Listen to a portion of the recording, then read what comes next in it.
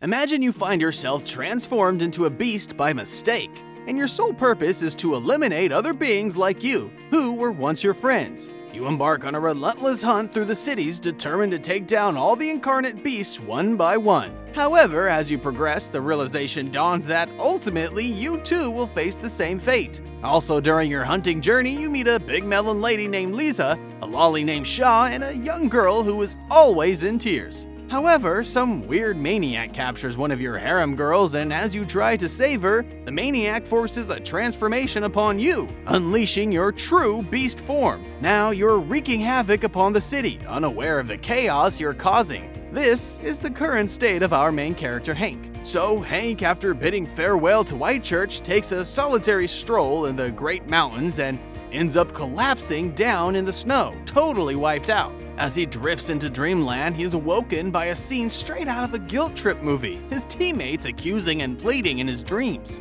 Dude's carrying some heavy baggage.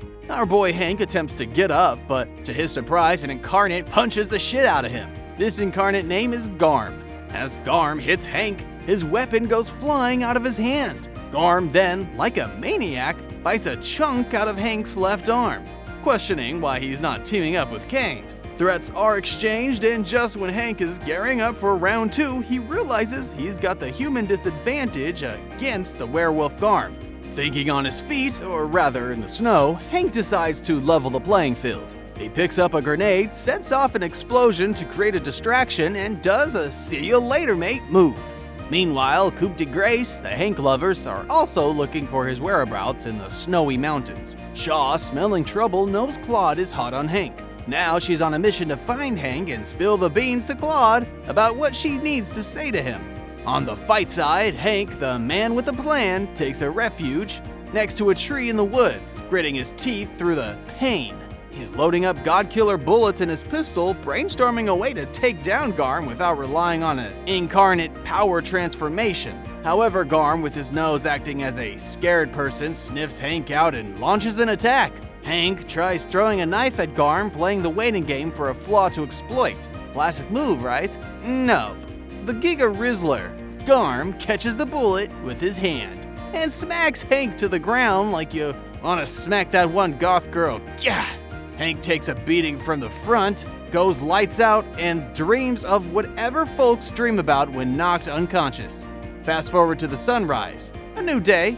Hank, now well acquainted with the term "my back hurts," is lying there, probably in regret. However, Garm, realizing that Hank is just scared in day as he can only reincarnate powers at night, decides to peace out of the woods. While leaving, he drops a little reminder for Hank to embrace his true self, because Garm is all about not letting their duel end in the middle of nowhere. On the other side, while Coup de Grace is out on their snowy adventure, Claude, our fearless leader, pushes himself too hard and ends up with a fever, passing out like he's auditioning for a winter-themed nap. The team stops at an abandoned fortress, the Muzzle Peak Lookout, to patch him up.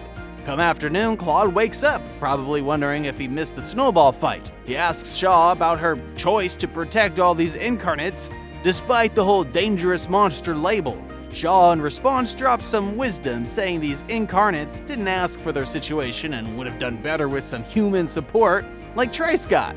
She also informs Claude that she wants to find a way for incarnates and humans to live in peace and reverse the incarnate process. Just when things get deep, Gerald interrupts. He reports that they've located Hank at a mystery incarnate. Claude, still channeling his inner soldier, gathers the troops for a combat meeting to retrieve Hank and take down this other unknown biatch. However, as Claude is about to set off, our big melon mommy, Lisa, grabs him from behind. Wait, that's strange. Lisa, while practically trying to kidnap him, tells Claude to take a chill pill, and he reluctantly hands over command to Gerald. Shaw gets wind of Hank's whereabouts and decides to tag along with the troops. Hank, after an eventful nap, finds himself in a showdown with Garm. However, Hank's at a disadvantage. Garm grabs him and calls him out, wondering how he took a detour from his usual self. According to Garm, incarnates like them should be embracing their past glory, not clinging to their human side. Hank shoots back, saying Garm is just a puppy that got played and tamed by Kane, losing all will and dignity. Well, Garm doesn't take this critique well and decides to express his feelings by stabbing Hank in the chest with his claws. Hank, in extreme pain, gives an expression like me when I'm doing things alone in bed with my cell phone. This pain unleashes his inner werewolf, going berserk and giving Garm a beating that he should have received from his dad. However, as Hank's left eye turns into a gruesome bloodbath, he has a flashback to that dream where he transforms into the king of the beasts. Suddenly, reason kicks in, and he snaps out of his berserker mode. But reason doesn't come quietly. Hank lets out a scream that could probably wake the entire mountain range. This scream, of course, grabs the attention of Coup de Grace troops and Shaw. As Hank lets out that bone-chilling scream, he reverts to his human form. But fear grips him, leaving him unable to continue the brawl. Garm is furious and downright dissatisfied that Hank chickened out so suddenly. The result? Hank becomes a punching bag, taking a severe beating from Garm, who decides to lecture him on the ineffectiveness of oaths alone. Just when things are looking grim and Garm is about to deliver a knockout punch, the Coup de Grace troops swoop in and start mangling on Garm. However, their relentless assault makes the ground crack and the cliff under Hank breaks. Hank, who is already hurt, falls into the dark canyon below. Shaw sees Hank in bad shape and shouts for him, but when the dust clears, Hank is gone, fallen into the deep hole. By the way, who the hell is this Garm and why is he that hungry for Hank? His early human life was an infantryman named Roy. One day when Roy was charging on an enemy base, he got really hurt and fell down. He ended up turning into an incarnate while getting medical treatment. When Roy woke up, he saw Hank's face. From that day on, they both fought against enemies together, and their trust and friendship became stronger. Now back to our falling cliffhanger. Garm, feeling the weight of disappointment, decides to bolt from the soldiers who just won't quit shooting at him. Injured but not ready to throw in the towel, Garm, confused about how these soldiers keep tracking him down, decides to go on the offensive, causing a major setback for the soldiers. Backup is called, and guess who shows up despite protests? Claude joins the action, driven by a desire to save his men and Shaw. Now, going down the cliff, Hank, laying there on the ground, has a dream about resting on Elaine's soft and cozy lap, only to wake up on Shaw's lap. Surprise again, she's alive. Shaw reveals that she went back to her hometown and her zombified incarnate dad, whom Hank previously shot dead, got back up, and she had to take him down. The girl got some daddy issues. As they bond over undead dads, Shaw drops some deep insight understanding why Hank is on this incarnate killing spree. Hank, feeling like the weight of the world is on his shoulders, opens up about his worries. He's afraid his comrades hate him for what he did to them, wonders if they're safe, and questions if they'll ever forgive him. The path he made for them might have stripped away their chance at a normal life. And the more he drives into his incarnate power, the more he fears he's becoming the real beast. Hank asks Shaw if she'd be willing to kill him when the time comes. In a touching moment, she reassures him with a firm no. Hank, realizing the weight of his request, apologizes for even bringing it up. Determined, he puts on his uniform and heads out to settle the score with Roy.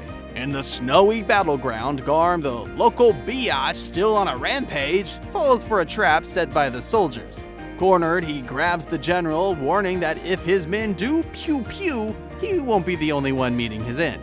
The fearless general, ready to face the pew-pew, asserts that sacrificing himself to ensure his team's survival is a risk worth taking. The soldiers, without hesitation, encircle Garm and unleash harpoons and bullets, but to their shock, the onslaught seems ineffective against the formidable beast. Undeterred, Garm maintains his resolve to end the general's life.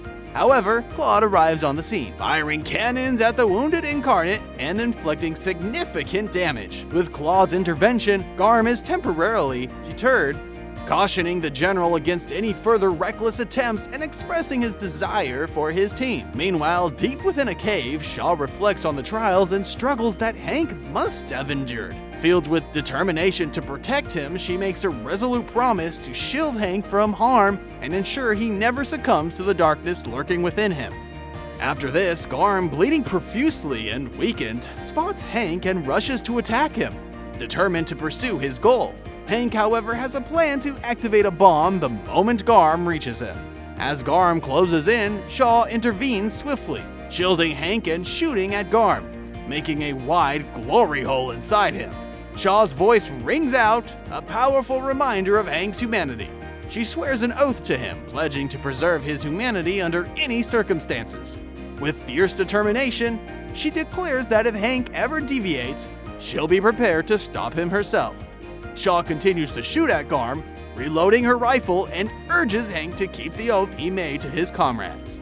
Garm is really mad and tries to attack Shaw, but Shaw's encouraging words help Hank find the strength to step in front of her. Hank turns into a werewolf and hits Garm hard. They both make loud roars as they fight, biting and clawing at each other. Soldiers are watching from far away, unable to do anything in the wild fight between the two strong creatures.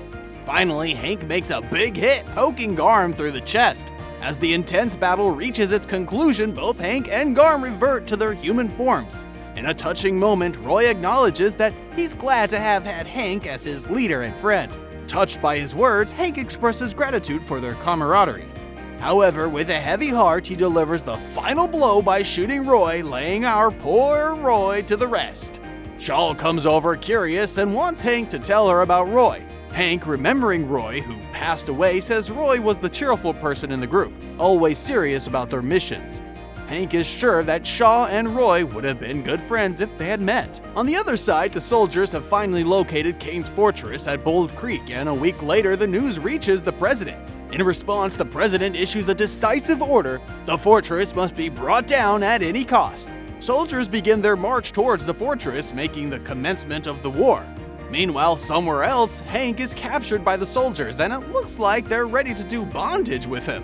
Hank gets interrogated by Claude, and he, using his old trusty knife, asks Hank to do 6-9 stitch on the remaining incarnates. However, Claude browns his pants, discovering that Hank is the big brother of Kane. Knowing this, Claude questions Hank about Kane's betrayal. Hank, being the Sigma, replies that he doesn't know shit about Kane, but he can finish the incarnate's business for Claude. He gets frustrated by Hank's answers and is about to give an ass-whooping to him. Shaw and Big Mommy Lisa are standing there watching it all happen. Seeing Claude getting hard for violence, Shaw steps in. She persuades Claude to work with Hank, emphasizing their shared goal. Claude, wary of Hank's potential for violence, is reassured by Shaw, who promises to kill Hank herself if he goes berserk. Getting the order, Claude, Big Mommy Liza, Lolly Shaw, and Sigma Hank starts marching towards Bold Creek to face Kane. As the troops arrive at the area and catch sight of the main camping site in the fortress, Claude, the general, and Hank initiate a conversation with the colonel in charge of the force. The colonel, with his eyes always closed, briefs Claude about what they faced included soldiers' deaths and injuries due to a long-range bow and arrow attacks. These attacks were preventing them from closing in on the fortress. Hearing all this, Hank, with his serious stare, tells the colonel that their enemy is a Centaurus incarnate that uses his thick Gyat body to skillfully take down his targets using sniper attacks. He proposes that they should attack at night, as it'll be their best chance and they could use him as bait to lure out the incarnate. Hank reveals that the Centaurus, whose name was Miles, Miles has a really shitty voice that instills fear in listeners. At night, all soldiers reach the fortress and get into information for the attack. Hank, aware of Miles' weakness as a nightmare sniper, plans to engage him up close. Suddenly, arrows are shot, but the aim was pretty shit, so they miss their mark. Out of nowhere, Miles emerges from the forest, screaming and stabbing one of the soldiers. True to Hank's prediction, panic ensues among the troops as Miles relentlessly pursues and kills them. Hank, being the cunning strategist that he is, craftily lures Miles into a trap, ensnaring him in a net, like the whole "step bro, I'm stuck" situation. The soldiers seize the moment to unleash their load and engage in hand-to-hand combat, all part of a well-thought-out plan to neutralize Miles and secure victory in the ongoing conflict. As the chaos ensues, Hank reverts to his human form, ready to unleash the God-killer bullet on Miles. However, their collective jaws drop in disbelief as Miles' bullet wounds miraculously heal before their eyes. Boldly asserting his immortality, Miles makes a dramatic declaration and swiftly vanishes into the night, leaving the soldiers bewildered.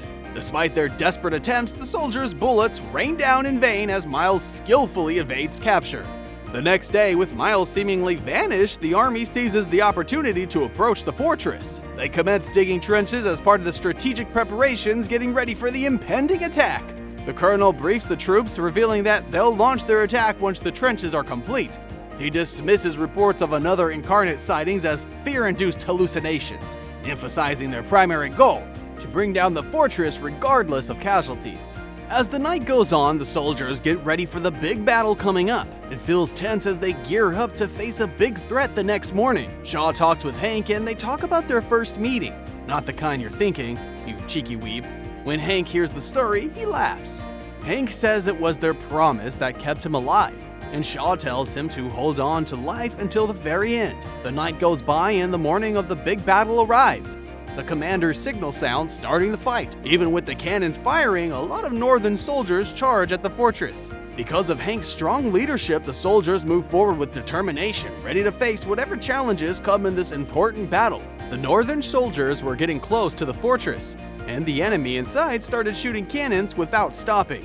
There was a big fight with cannons going back and forth, and by the time the sun went down, the northerners had made it to the bottom of the fortress. For a little while, there was a break in the fighting, making the big battlefield strangely quiet. Hank, always watchful and expecting Miles to show up, was ready for whatever Miles was about to reveal. All of a sudden, in a surprise attack, Miles came out of the hiding, shooting a bunch of arrows that took down a lot of northern soldiers. Even though they tried hard to stop him, Miles was really good and took out the soldiers with careful aim. But Miles didn't know he was walking into a trap by the northerners. The soldiers tripped him up and Hank saw his chance. He used a spear bomb and blew off Miles' right arm. Hank said the Miles who used to be a doctor was gone, but Miles, laughing and not giving up, said the doctor part of him was saved when he became an incarnate. He talked about his tough time as a field surgeon, feeling bad that he couldn't save soldiers who ended up dead. Now, as an incarnate, he felt satisfied saving lots of comrades, even if it meant sacrificing one enemy. Miles' right arm grew back, and he creepily said he gets hard hearing people scream in the dark. He heartlessly stepped on a fallen soldier, enjoying the darkness taking over. Seeing Miles lose his humanity, Hank turned into a werewolf, saying Miles gave up being a human. The colonel, watching his supernatural change, calmly told his men to show their secret weapon, showing he knew who Hank really was. Things got more tense and the colonel casually told Claude about Hank's true identity, hinting that he knew what was going on. Somewhere else, the hot spider mommy Migliglia got a memo from Kane instructing her to throw a graveyard bash.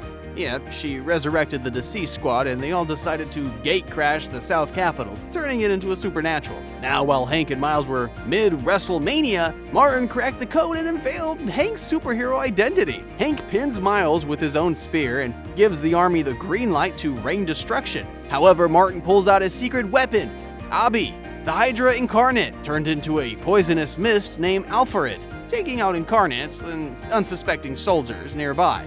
It was sent by the president to kill the incarnates, but this resulted in friendly fire, so Claude couldn't accept it. Miles, on the other hand, with 1 HP left, dies due to poison, and Hank delivers the final shot. Kane also arrives there, waltzing into Martin's camp, flexing his new abilities and turning soldiers into party confetti. He's got some score settling with Martin, Shaw, and Claude. Martin's soldiers attempt a feeble pew-pew against Kane, but they end up getting annihilated by his ability. Kane also tricks Martin into swallowing Alfred. Talk about a gastric surprise. The chaos caused by Kane prompts Hank to drop everything and rush back to Claude and Shaw. Just as Claude was about to be added to Kane's hit list, the hero Hank swoops in for the save. Kane revealed to Hank, Shaw, and Claude that the whole fortress shenanigan was just a smokescreen. The real show was in the South Capitol, where incarnates were going all Mission Impossible and the leader about to sign a deal with the North. Classic Kane move, right? Kane lays down some truth bombs. He thinks humans treat incarnates like silicone dolls, using and tossing them aside whenever it suits their agenda. According to Kane, if humans weren't so trigger-happy with incarnates, they wouldn't exist in the first place. Now Kane turns to Hank, asking him if he ever saw a silent thank you for shooting Elaine, the mastermind behind the incarnate drama. However, Hank is not on board with the narrative. He knew Elaine messed up big time, and creating the incarnates was her way of saying, "Oops, my bad." Hank then drops some wisdom that both humans and incarnates are flawed beings, prone to making mistakes. The real redemption comes when you acknowledge your mess-ups and work to fix them. Hank pledges to honor his oath and fulfill Elaine's grand plans, a mix of redemption and atonement. Hearing this, Kane gives Hank a nod of approval for his philosophical yapping, but points out that justice is only defined by the ones who are left standing. saying that the showdown begins and it's a battle of epic proportions. Kane, armed with his shiny new abilities, gives Hank a run for his supernatural money. As the sun rises, the playing field shifts as Hank can no longer maintain his werewolf form. It's a classic case of the PP dysfunction. Kane wounds Hank and expresses that he wants Hank to survive, join his league of beastly bros, and witness the era they shape, almost like a god. With Shaw lending a helping hand, literally, Hank rises to his feet. Meanwhile, Kane reflects on his beef with Elaine's reliance on Hank. Things take a dark turn when Kane targets Shaw, telling her to stay out of their godly affairs. But Hank, the voice of reason, steps in. He drops the bomb that a world controlled by them doesn't exist. Hank unleashes some unknown awakened power, drops Kane to the ground. Kane discovers that the North Army, with an assist from Coup de Grace, led by Gerald, has captured the fortress. Knowing this now, Kane bolts off by telling Hank and Shaw that this isn't the end, and they'll meet again on a fresh battlefield. With Kane's grip tightening on the western and southern territories of New Patria, the president rallies the troops for a strategic retreat to the capital. It's all hands on deck for the final defense and counterattack. As Hank and Shaw prepare to bid farewell to the fortress, our hot mommy Lisa assures Shaw that they won't be left high and dry. Lisa pledges ongoing support from her and from her melons once she and the army tackle the aftermath of this supernatural saga. As they saw off, Claude and Gerald realize they need Hank and Shaw's unique skills in the upcoming battle against incarnates who've lost their humanity. It's a game plan, and they're counting on Hank's humanity to tip the scales in their favor. They've got contingency plans up their sleeves because, let's face it, in this incarnate-infested world, you could never be too prepared. Hank notices the evolution in Shaw. She's not the same person he met at the beginning of this wild ride. Shaw, battle-tested and weathered, shares how her perspective on incarnates has shifted. Growth, my friends, it's a beautiful thing. Hank turns to Shaw, questioning her readiness for the looming battle. Shaw replies with her newfound clarity that she has discovered her purpose. She expresses her mental readiness to see through the vows they made to each other. Meanwhile, in the empty expanses of New Patria, Kane is in front of Elaine's lifeless body in a glass box. Elaine looks like she just got shot right in the chest, but there's a strange liquid in the box making things mysterious. Even though Elaine seems not moving, the liquid hints she's still connected to life somehow. Kane holds a special crystal called Somnium. He talks about a new world coming, a world Elaine wanted to break.